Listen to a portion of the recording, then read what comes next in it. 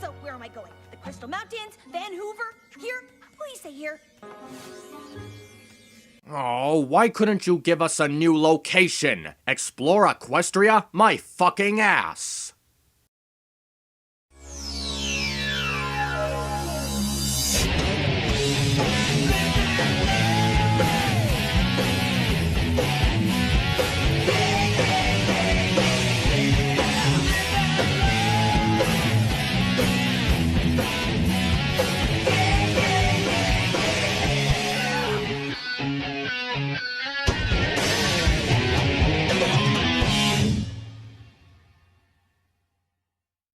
We're almost there, and our next stop is Top Bolt, an episode that's good, but also kind of hinders on some irritating issues. Twilight Sparkle and Rainbow Dash are called to Wonderbolt Academy to solve a friendship problem that seems to lie in the teamwork of Sky Stinger and Vapor Trail. At first it seems that Vapor is lacking in her training and Sky is concerned for her. But then it turns out that neither of them have been getting the skills they need since Vapor has been spending her whole time covering for Sky's poor flight skills. They try to teach them separately, but Sky Stinger's arrogant attitude leads to some serious complications. Twilight and Dash isn't a team-up that we see very often, so seeing it now helps to make the episode feel refreshing. Some of the episode's best humor comes from how they work off of each other so playfully. Twilight is more of a straightforward bookworm, which makes her a great foil for Dash's laziness and hyper-energetic jolts. It's definitely better use of their chemistry than some other episodes. And they also get a chance to act out solo, with Twilight being an excited nerd while Dash is bragging about her status. And it's also neat that they come to agreements and don't argue over the best course of action throughout the episode. They try both methods out, and they actually seem to work. Telling the truth got Vapor to realize the reality of the situation, and helping them out got Vapor to focus on the training that she needed.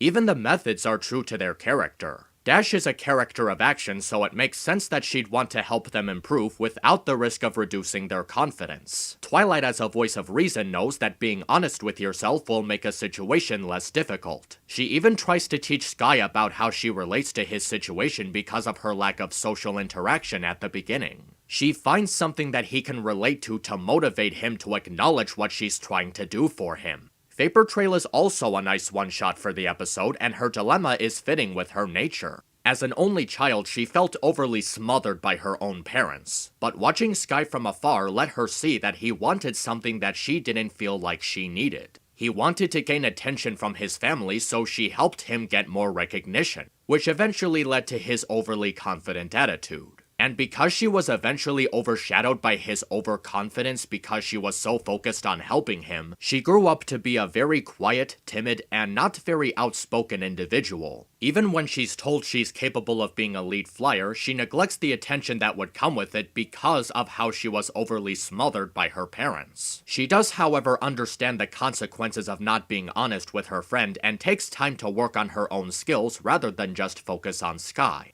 And through focusing on her own needs instead of constantly attending to Sky, she works against those confidence issues and reassures herself that she wants to be a Wonderbolt, which is why she went to the academy to begin with. There's some running jokes that feel a bit stale and don't really amount to much humor, but there's also a nice Easter egg with Rainbow Dash wearing Wind Rider's old vest. I actually wonder how she got it from him.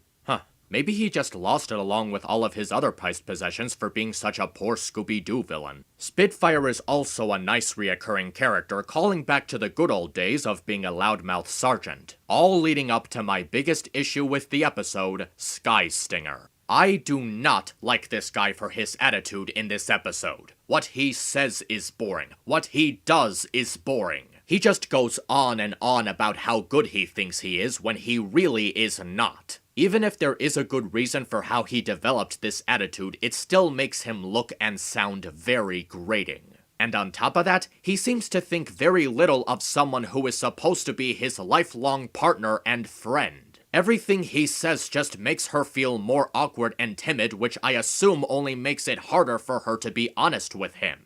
And when she finally is honest with him, he becomes a mean-spirited asshole. Even if this was caused by her lack of communication skills, the way he dismisses her and blames her for something that had nothing to do with what was being discussed is done in such a horrible way you want to punch him for being so inconsiderate when she was trying to reason with him. And he never apologizes for the way he acted. He doesn't even say, "I'm sorry." He's just a complete jerkass, and he should be getting a lot more than just a lecture on how you need to do this or that. No, make him apologize for being a horrible friend.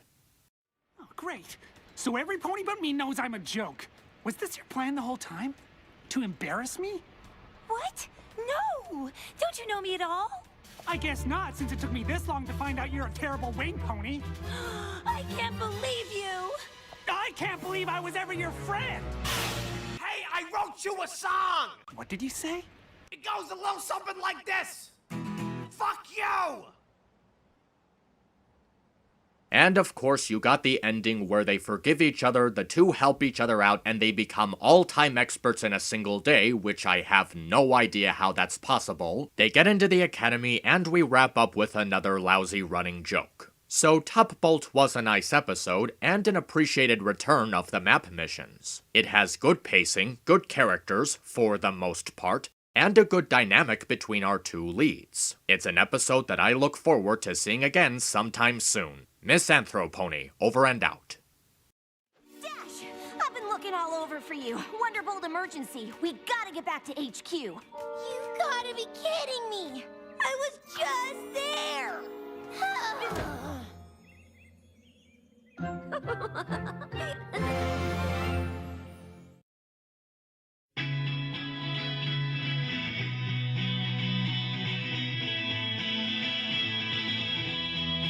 First you look so strong, then you fade away.